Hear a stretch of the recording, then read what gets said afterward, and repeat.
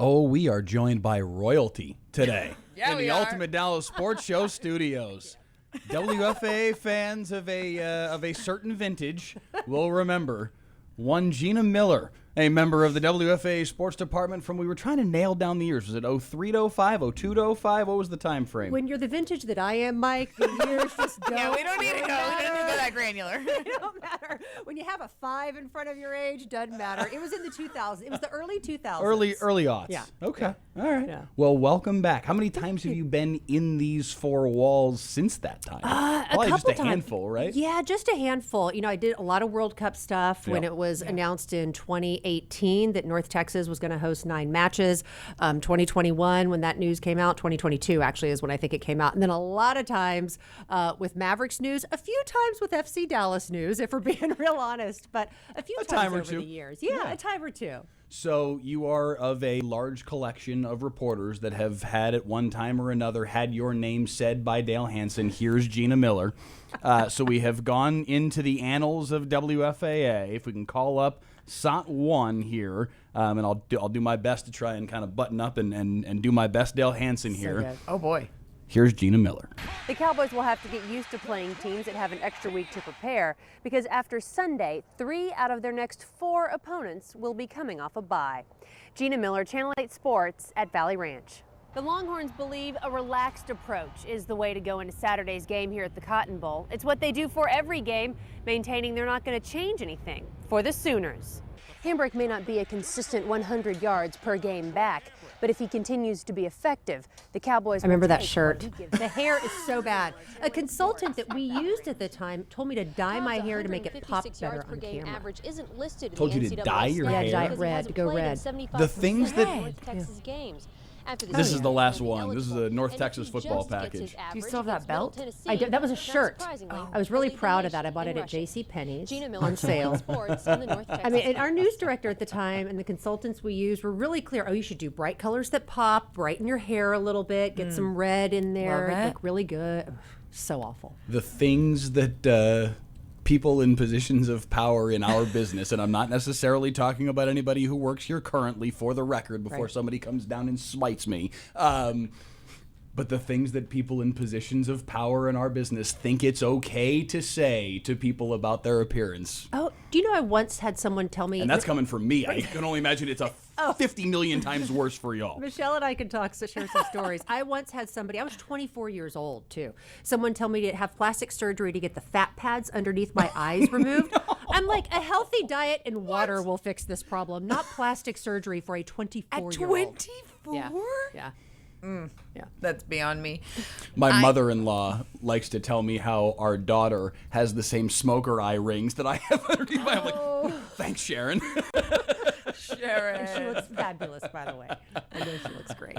When you watch that back, what goes through your mind? I remember the pressure to turn a great story. And you know this. You worked with Dale. Did you work with Dale? I didn't. I was here after he There left. was always so much pressure to turn a great story. And honestly, being an anchor is so much easier. It's the best job in America. Being a reporter in this market for Dale Hansen, who covers sports, is so hard because you have to be creative. You have to match your writing to Dale's writing because he was such a masterful writer. And my writing could never match Dale's writing, right? You just wanted to be creative. And then you work with the amazing videographers we have here at Channel 8. Arnold Payne, Sal Rios was a videographer at the time when I was here. I've heard And many stories about Sal Rios, I mean, he was the best, and all the photogs who were here were so incredibly talented. And the pressure I felt as a reporter was greater in my mind than the pressure I felt as an anchor, because I transitioned from Channel 8 and I was an anchor for the rest of my career. I'd go out and report and do pre and post game shows, but I had to turn that story daily, and the work we had to do the night before to set up a story between 8 and noon and communicate it to the team, it was so hard. Yeah. And covering Cowboys was so competitive, and it's in the Bill Parcells era. It was just so tough, but so much fun. Just the pressure of trying to do a good job is what I really remember from my time here.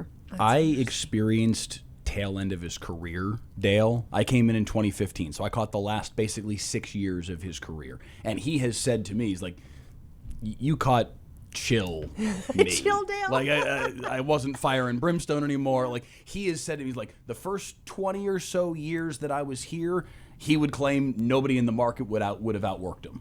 But he's like, the last 15 to 20 years that I was here, yeah, it was kind of went to the other end of the spectrum. He likes to tell a story about going golfing with Rick Carlisle when he got hired with the Mavs, and they finish 18 holes together, and Carlisle says, all right, I'll see you at media day on Monday. And he's like, No, you won't. buddy, I got people for that. I'm not I'm not You going to won't be see at me. media day. What are you talking about? So true. So I wonder, what was it like working under, like, still, I think anyway, in the early aughts, he was still that way. Like, I don't know if it was fire and brimstone still maybe at that point, but it was a different vibe than what I experienced. It was fire and brimstone. Hansen Unplugged was an event. Remember, right? You know, that when he would do his take Yeah. and he would have his signature underneath on Sports Special on Sunday nights. It was pressure. I go back to what I originally shared with Michelle. It was so much pressure working for him because his expectation level was so high. And when I turned in a crappy story, he would let me know in iNews. He wouldn't email me. I'd get the top line message in iNews. Do you remember this? Yeah. Right? I do. Do you remember this? Oh, I get my the top line goodness. message in iNews. That wasn't a good angle. I don't like the way you wrote that. I don't really care who's not playing for the Dallas Cowboys. I care who's playing. If I took a bad angle on a story, I learned a lot from him, and it was really great working with him. I learned so much from him, how to write better, how to be creative, how to marry an ego with execution. I mean, he had an ego and he was proud of it. Or still does, I'm sure. Oh, yeah. And he's proud of it. But he backed it up. He's the best, and he was still. You know, I went on to be a consultant, and he was a recruiter to the very end. He was a recruiter in this market, and it's a very hard thing to say. You know, people would tune in to watch Dale Hansen, and you have that with Delkus too. That's a hard thing to accomplish and pull off in this media era we're in. Yeah, I do remember you say how it kind of impacted your writing. I remember the first couple of years that I was here, how all of a sudden I'd be writing a package, and I'd hear his voice in my head a little bit, like Yikes. impacting and tweaking the way that I would be. Absolutely. You know, and not so much like critical words, but just like his language, his flow, Absolutely. his methodology would like leak into my brain. I'm like, where is this coming? It was weird. I use ellipses because of him to this day. It shows my age, but the amount of ellipses that I use in emails, in text messages, in my own writing, if I want to record something on camera, I still use them. It's because of Dale. Yeah. Other I think than- I've got Dale and a guy named Ed Ingalls that I went to that taught me in college, that was already in his 80s when I was in college at Hofstra University, specifically told us, especially relative to like doing play-by-play, to almost talk in ellipses. Absolutely. Like, you don't need to connect the thoughts. Just have boom, boom, and leave that. So those are the two. When I think ellipses, I think of the two of them. Absolutely. Sorry, you were saying. No, I just am curious because you know, even to this day, people will say, oh, I remember when Gina Miller was, you know, a female sports reporter at Channel 8. How much have you seen this type of job change? I mean, that's the thing. I can't imagine. Yeah. It's got to be night and day from the time that you were doing Oh, my this God. job to now even like the studio we're sitting in. Enormously. You know? I mean, just from being the first female sportscaster, I started in Guam. I was the first female sportscaster on Guam. I was the first female sportscaster in Knoxville. I had an hour-long show here in Dallas after leaving WFAA. I was the only female sportscaster in the country at the time. We did research on this, who had that much show and airtime at the local news level.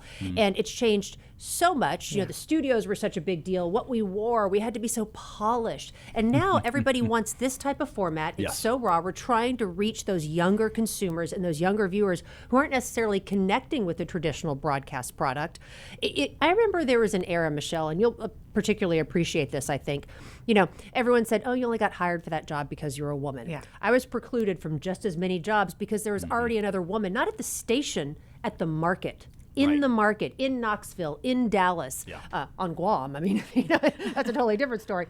But then at the same time, this isn't even that long ago, 16 years ago, I was hosting a show and I couldn't have another female on as an expert. A female who is in her Sports Hall of Fame, by the way, an expert journalist. Couldn't have her on because they thought it'd be weird to have two females talking NFL football.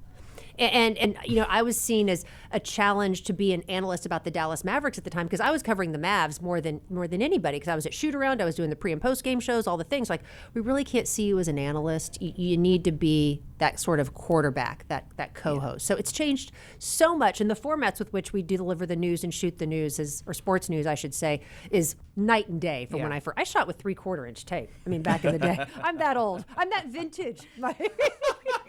I did appreciate I knew that word the choice. moment the word came out of my mouth, I'm like, this is okay. Could have done that better. It's okay, Steve Dennis just gave you a shout out on Twitter, by I the love way. him. The fact that you're here in this, because I know a lot of your career Yeah. in this market was also across town at Channel 11, where my wife used to work, actually. Yeah. So the first words of his comment are, "You traitor." Oh, love that. But that's the thing, right? When we're in this together, when we're in a Cowboys scrum, and there's no scrum like a Cowboys scrum, maybe a That's right. Yankees clubhouse or Yeah. Lakers LeBron, which no more, a Lakers scrum maybe. There's nothing like it, but we're all kind of in the same thing together. Yes, we want to beat each other on a story, Sure. but we're all in this together, and that's what's so great. You know, I've worked at every station in the market now.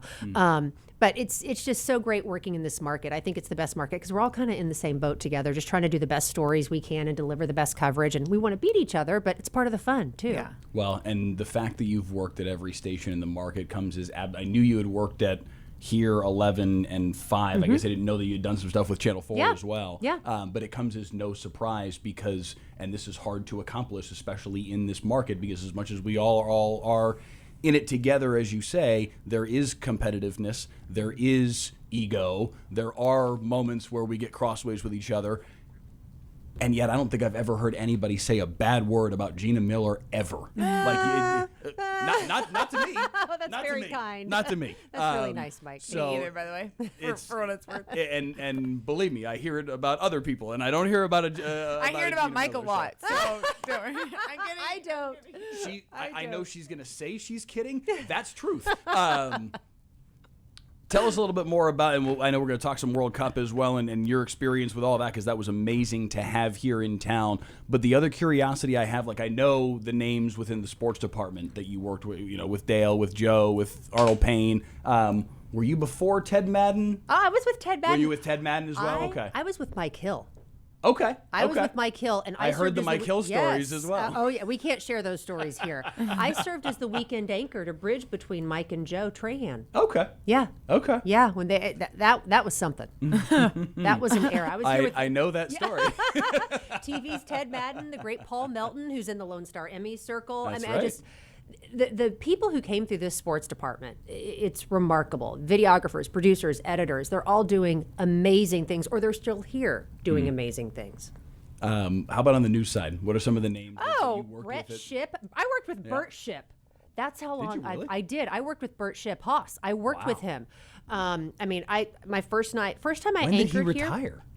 Bert. I don't remember. He retired while I was here. I did not know Oh, that yeah. it was that Oh, long. yeah. He was great. He was around for like the Kennedy, assassination. I mean, one of like the original WFAA. He's on the air names. smoking, reporting Yes. about the Kennedy assassination Yes. right down the street. No. It's And then amazing. his son Brett Yeah. was here as an investigative reporter for Legendary. well into the Yeah. time that I was working here. Rebecca Michelle, Lopez. if you really who's want to still go here. have Janice, a of brush, course. yeah, a brush with history. Shout out Janice. Studio B downstairs is where we reported the Kennedy assassination. Okay. Good to know. Amazing, isn't it? Take a It's walk amazing. down. Yeah. So my first night on the air as an anchor here, it was when we still had the 3 anchors set up here. Scott Sams, Gloria Campos, and John McKay. And Troy Duncan was the chief meteorologist. I was there for the Delkus-Duncan transition. Okay. Oh, Yeah. wow. Yeah. Wow. Yeah. That's wild. That's wild. As I'm kind of a nerd for this stuff, I so know, that's me really too. cool. Me too. That's awesome.